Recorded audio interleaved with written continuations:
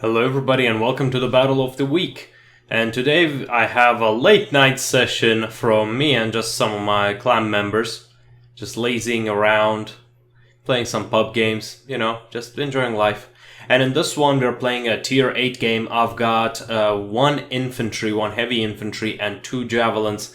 And because I'm such a scumbag, I'm using the premium ones because, I bought them. Might as well.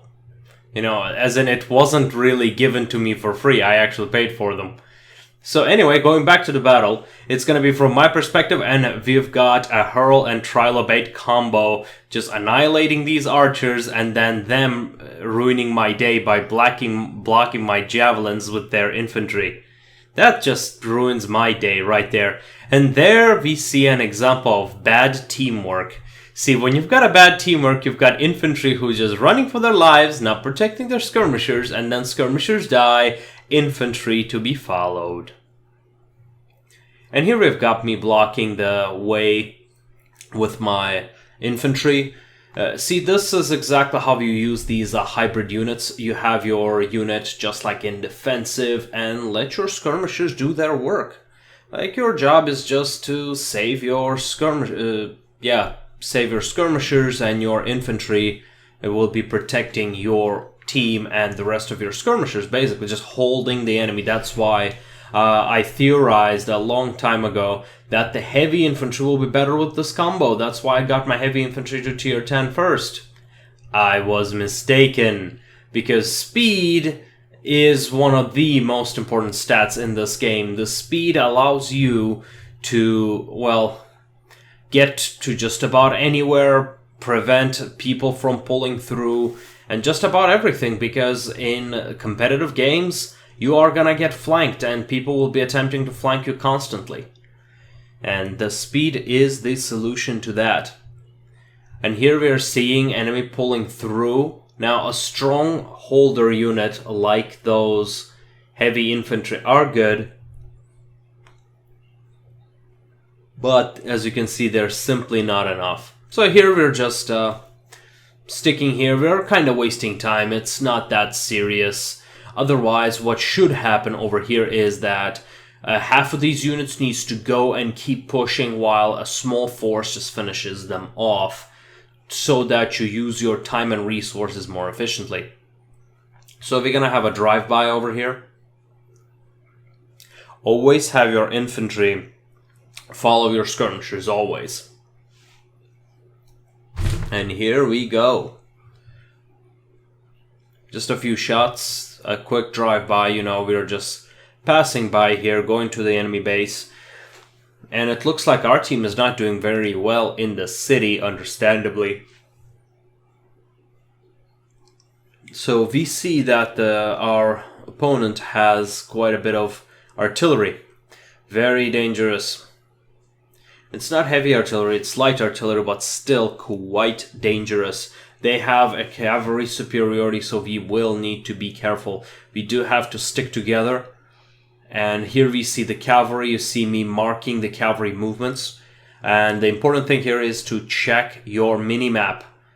And that's partially why I'm playing zoomed out on casual games. I play zoomed out because it's more likely we'll have these people sneaking around and somebody forgetting to mark.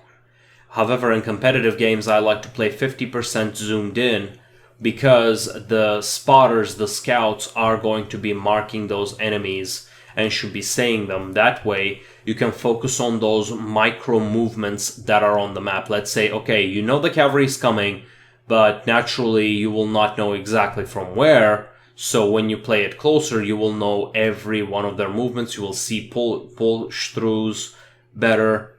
And here we see like a quick engagement. I kind of take a bit of a risk by playing so close to the enemy cavalry. And my teammates went back to decap our base,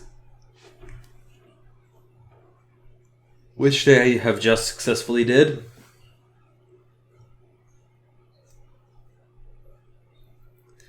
So let's see here. Okay, more damage onto that cavalry. I see cavalry coming from the back. I do not want to get surrounded, so I meet up with my ally spearman over here. He goes to cover my back. and I have my units take the front. We see some Vici not working, but the infantry absorbs the brunt of the charge, allowing me to receive minimum amount of damage. My ally sees the situation and he comes back to help. In response, the cavalry is pulling out. In response to their pullout, I am shooting them in the back, doing some decent amount of damage, but simply because they are so fast, yeah, I am not able to do much damage. So speed is not only an important aggressive stat, but also a defensive stat, obviously. Well, with that being said, the speed alone will not save you. It's just the units themselves on the base level are so strong. On a right position, they can do tremendous amounts of damage, and this goes for any unit. Which means if you can place yourself in a position where you are able to do your damage, you will be very effective, or just protect your flanks properly, or simply just push together. So that will be quite important. I see our opponent's cavalry is blobbing, so I see them coming towards me. Closer and closer. Now I'd like you to pay attention to this formation over here. The infantry is always blocking one way and the skirmishers are on the other. Now our opponent thinks he is invisible in that area, so I just come in a little closer to harass him, and my ally is blocking the entrance to over there very nicely.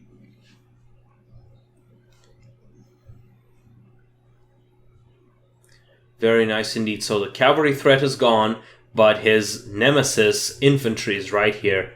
It just so happens javelins are hard counter to those. So let's see what happens. My opponent realized the ambush, and now he's pulling back and forward. I don't know what he's doing. He is trying to pull through to get to my javelins, and we see this little bug over here. And my pillar goes out. Now this was all planned. My infantry's pillar is able to slow down units, which gives me more time to run. I had calculated that, hence why I was so close to my opponent. In time, it just becomes natural. And my allies, now having had dispatched their offensive forces, are coming back to assist us in our assault onto the enemy base. We've got a bit of banter down in the chat, naturally. I mean, that's the benefit of playing in a group. When you're playing in a group, it's you at least eliminate the possibility of having 2 below average players.